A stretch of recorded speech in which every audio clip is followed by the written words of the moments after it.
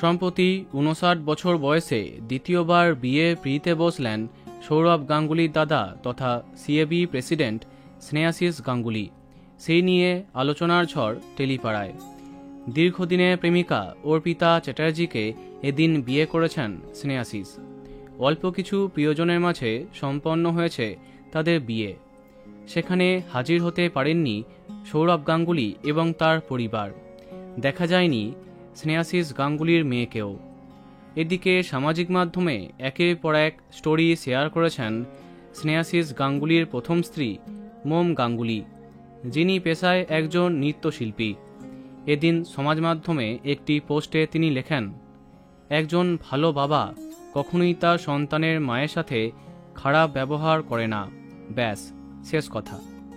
অন্য একটি story share করেছেন, তাতে লেখা, আমি মানুষকে শিক্ষা দিতে সরে যাই না, আমি সরে যাই কারণ আমার শিক্ষা হয়ে গেছে।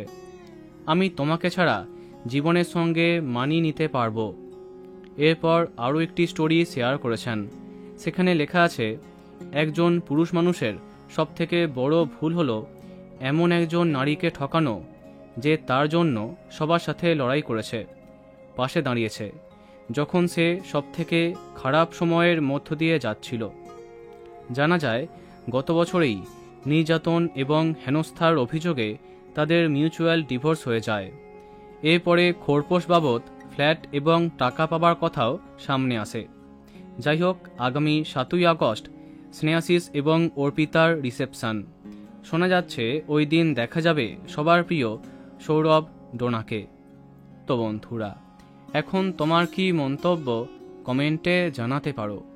আর বাংলা বিনোদনের অন্যান্য আরও খবর পেতে সাবস্ক্রাইব কারেন্ট পজ। ধন্যবাদ।